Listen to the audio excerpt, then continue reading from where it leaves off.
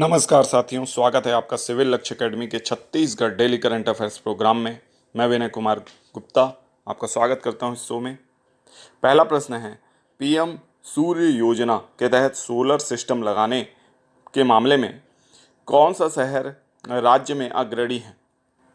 तो इसका सही जवाब है रायपुर। रायपुर में पीएम सूर्य योजना का बहुत लाभ उठाया जा रहा है और बहुत से नगरवासी जो हैं वो क्या कर रहे हैं, सोलर सिस्टम अपने छतों पे यानी अपने घर के छतों पे लगवा रहे हैं, इंस्टॉल करवा रहे हैं, जिससे रायपुर शहर राज्य में अग्रणी है सोलर सिस्टम लगवाने में। और आगे चल के जो सोलर ऊर्जा जो हमको प्राप्त होगी, सौर ऊर्जा, उसमें भी रायपुर शहर अग्रणी होगा, जो कि पीएम सूर्य योजना के तहत प्रदान की जाएगी या प्राप्त होगी। नेक्स्ट क्वेश्चन है, छत्तीसगढ़ में मनरेगा की वर्तमान मजदूरी दर क्या है? तो इसका सही जवाब है 243 रुपये। तो छत्तीसगढ़ में मनरेगा की वर्तमान मजदूरी दर अब 243 रुपये हो गई है और ये रिपोर्ट पूरे देश भर के लिए निकली है कि कहाँ पे कितनी मजदूरी दर है। तो आपको याद रखना है कि छत्तीसगढ़ में वर्तमान मजदूरी दर अब 243 रुपये प्रतिदिन हो गई है मनरेगा के तहत। मनरेगा में नॉन स्किल्ड वर्कर जो हैं वो कार्य करते हैं और जो भी ग्रामीण क्षेत्र में कार्य होता है वो इसी के तहत होता है, मनरेगा के तहत। तो याद रखिएगा, बहुत इंपॉर्टेंट स्कीम है ये। नेक्स्ट क्वेश्चन है, छत्तीसगढ़ के नए डीजीपी कौन होंगे? तो इसका सही जवाब है हिमांशु गुप्ता। हिमांशु गुप्ता छत्तीसगढ़ के नए डीजीपी होंगे। पूर्व डीजीपी के रिटायरमेंट के पश्चात यह कार्यभार ग्रहण करेंगे, इस बात को याद रखिएगा। नेक्स्ट क्वेश्चन है, 33वां सरस्वती सम्मान किसे प्राप्त हुआ है? तो इसका सही जवाब है प्रभा वर्मा जी को 33वां सरस्वती सम्मान प्राप्त हुआ है। और याद रखिएगा, ये पुरुष हैं, मलयालम कवि हैं, ठीक है। और इनको अपनी रचना के लिए कौन सा पुरस्कार मिला है? 33वां सरस्वती पुरस्कार मिला है, ठीक है। मलयालम कवि हैं। इनकी रचना का नाम भी अगर आप याद रखना चाहें तो याद रखिएगा, रौद्र सात्विकम। रौद्र सात्विकम जो कि इनकी मलयालम में रचना है और ये रचना रिलीज़ की थी इन्होंने 2022 में। उसके लिए 2023 का इनको सरस्वती सम्मान प्रदान किया गया है, 33वां सरस्वती सम्मान, ठीक है। नेक्स्ट क्वेश्चन है, विश्व का सबसे मजबूत बीमा ब्रांड कौन सा है? इसका सही जवाब है भारतीय जीवन बीमा निगम विश्व का सबसे मजबूत बीमा ब्रांड है। और जो इंश्योरेंस ब्रांडिंग रिपोर्ट है उसके तहत ये बताया गया है कि विश्व का सबसे मजबूत बीमा ब्रांड कौन सा है? भारतीय जीवन बीमा निगम है, ठीक है। आप अगर इनकी डॉलर में भी देखेंगे तो 9 से 10 अरब डॉलर जो है इनकी नेटवर्थ है, बहुत बड़ी नेटवर्थ है। और शेयर मार्केट में लिस्ट होने के बाद क्योंकि इनको मार्केट वैल्यू भी इनकी इंक्रीज़ हुई है, तो इस कारण भी इनकी ब्रांड वैल्यू और भी ज़्यादा इंक्रीज़ हुई है। आपको पता हो LIC को यानी लिस्ट कराने के लिए शेयर मार्केट में सारे नियमों को बदलना पड़ा था, LIC को रिलैक्सेशन देना पड़ा था। LIC का मात्र 5% स्टेक या 4% स्टेक ही अभी कहाँ आया है, शेयर मार्केट में आया है, लिस्ट हुआ है।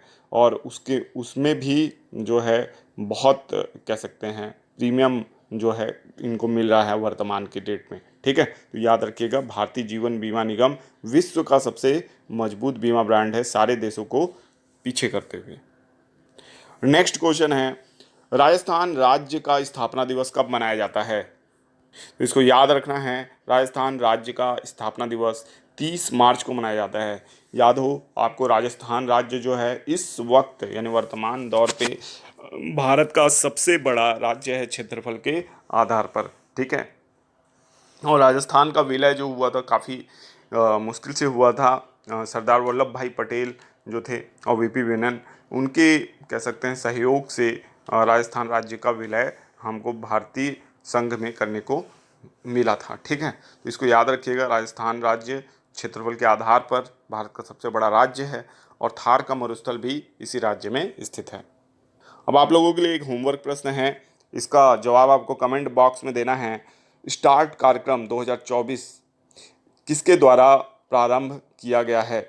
आपके ऑप्शन है इसरो, HAL, भेल या DRDO, ठीक है। तो इसका सही जवाब आप कमेंट बॉक्स में ज़रूर दीजिएगा। चलते हैं कल के होमवर्क प्रश्न पर। कल हमने आपसे प्रश्न पूछा था, आईपीएल के इतिहास में सबसे बड़ा स्कोर किस टीम ने बनाया है? तो इसका सही जवाब है सनराइजर्स हैदराबाद। सनराइजर्स हैदराबाद ने आईपीएल के इतिहास में सबसे बड़ा स्कोर बनाया। इन्होंने 275 रन की पारी खेली और मुंबई इंडियंस को चुनौती दी। 275 रन का टारगेट इन्होंने दिया था, तो बहुत बड़ा टारगेट था। ठीक है, तो इसको याद रखिएगा। आईपीएल के इतिहास में सबसे बड़ा स्कोर बनाने वाली जो टीम है उसका नाम है सनराइजर्स हैदराबाद। ठीक है, इसके बाद हम देखेंगे कुछ रिवीजन प्रश्न। फाल्गुन मेले में किसके साथ ही 940 देवी देवताओं की पालकी निकाली जा रही है? तो इसका सही जवाब है दंतेश्वरी मैया।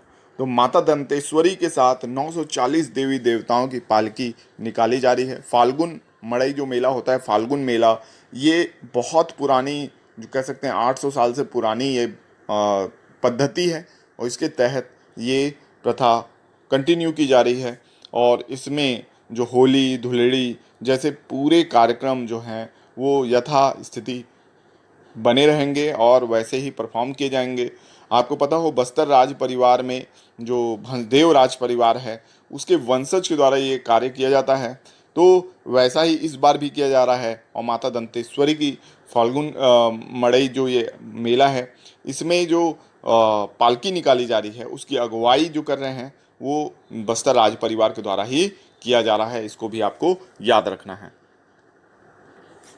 नेक्स्ट क्वेश्चन है, हाल ही में किस स्थान से कुषाणकालीन 300 सिक्के प्राप्त हुए हैं? तो इसका सही जवाब है रीवा आरंग। तो रीवा आरंग से हाल ही में 300 सिक्के जो कि कुषाणकालीन हैं ये प्राप्त हुए हैं। इसके अलावा बहुत से वस्तुएं यहाँ से प्राप्त हुई हैं। इलाहाबाद से जो सामान प्राप्त हो रहे हैं वैसे ही कुछ सामान रीवा आरंग जो कि राजधानी रायपुर से कुछ ही दूर है वहाँ से भी प्राप्त हो रहे हैं। इसलिए जो पुरातत्व विभाग है उसकी पैनी नज़र रीवा आरंग में चल रही जो आर्कियोलॉजिकल सर्वे ऑफ इंडिया और विभिन्न जो संगठन हैं उनकी खुदाई पर बनी हुई है। ठीक है, तो इसको याद रखिएगा।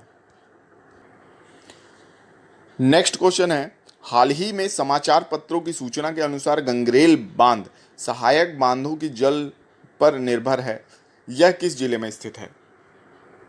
तो इसका सही जवाब है धमतरी। धमतरी में स्थित है गंगरेल बांध, बहुत फेमस बांध है। ये महानदी पर स्थित बांध है। ठीक है, इसकी लंबाई सबसे ज़्यादा है गंगरेल बांध की। हालांकि ऊंचाई के मामले में जो हसदेव बांगो मिनी माता बांध है उसकी ऊंचाई सर्वाधिक है, लेकिन गंगरेल बांध की लंबाई सर्वाधिक है और ये सबसे बड़ा बांध भी है। महानदी परियोजना, जो महानदी पे परियोजना आधारित है उस पर स्थित है। ठीक है, और इसको याद रखना है ये सिंचाई का एक महत्वपूर्ण साधन है। यहाँ से बिजली भी उत्पादन होती है, इसलिए एक बहुत देसी परियोजना है। ठीक है, और क्योंकि यहाँ पे जल आपूर्ति कम हो गई है, ठीक है, तो ये एक कह सकते हैं समाचार पत्रों में हेडलाइन बना हुआ है, तो इसको याद रखिएगा, इससे क्वेश्चन आ सकता है। नेक्स्ट क्वेश्चन है, छत्तीसगढ़ से इतने ही क्वेश्चन थे। अब हम राष्ट्रीय अंतर्राष्ट्रीय करंट अफेयर्स से क्वेश्चन देखेंगे। राष्ट्रीय जांच एजेंसी एनआईए के महानिदेशक कौन बने हैं? तो इसका सही जवाब है सदानंद वसंत दाते। ठीक है, सदानंद वसंत दाते का नाम याद रखिएगा। ये राष्ट्रीय जांच एजेंसी जिसको एनआईए भी कहते हैं इसके महानिदेशक बने हैं सदानंद वसंत दाते। ठीक है, ये एग्जाम में पूछने वाला क्वेश्चन है, इसलिए इसको बहुत अच्छे से याद रख लीजिएगा। सदानंद वसंत दाते राष्ट्रीय जांच एजेंसी के क्या बने हैं? महानिदेशक।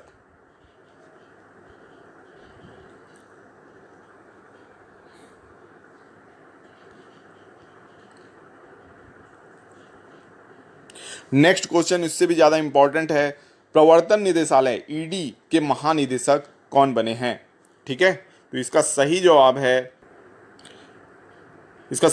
है राहुल नवीन। राहुल नवीन प्रवर्तन निदेशालय या ईडी के महानिदेशक बने हैं, तो इसको भी आपको याद रखना है। दूसरी तरफ प्रवीण सूद का नाम आपको ने सुना होगा। प्रवीण सूद जो हैं ये आपके सीबीआई के जो हैं महानिदेशक हैं। रवि सिन्हा रॉ के हैं और तपन कुमार डेका आईबी के हैं। तो इस तरीके से इन सभी का नाम याद रखिएगा। ये किसी न किसी कह सकते हैं जांच एजेंसी के क्या हैं? हेड हैं। ठीक है। तो राहुल नवीन का नाम याद रखिएगा विशेष रूप से। ईडी, क्योंकि इस समय चारों तरफ ईडी का ही साया है, हर तरफ ईडी के छापे पड़ रहे हैं, ईडी ही सबको गिरफ्तार करके ले जा रहा है, ठीक है। तो इस तरीके से ईडी को याद रखिएगा। राहुल नवीन जो हैं वो ईडी के महानिदेशक हैं। नेक्स्ट क्वेश्चन है, लुइस मॉन्टेनिग्रो किस देश के नए प्रधानमंत्री बने हैं? तो इसका सही जवाब है पुर्तगाल। पुर्तगाल के नए प्रधानमंत्री कौन बने हैं? Luis Montenegro. याद रखिएगा, पुर्तगाल बहुत इंपॉर्टेंट देश है। ये कहाँ का देश है? यूरोपियन कंट्री है पुर्तगाल, ठीक है। और पुर्तगाल की राजधानी बता दूं आपको, लिस्बन है पुर्तगाल की राजधानी। और जो वास्को डी गामा, जिसने भारत के समुद्री मार्ग की खोज की थी 1498 में, ठीक है, और वो भी किस देश के थे? तो वो पुर्तगाल के नाविक थे, ठीक है। तो पुर्तगाल को याद रखिएगा, लुइस मॉन्टेनिग्रो ये इस देश के नए प्रधानमंत्री बने हैं।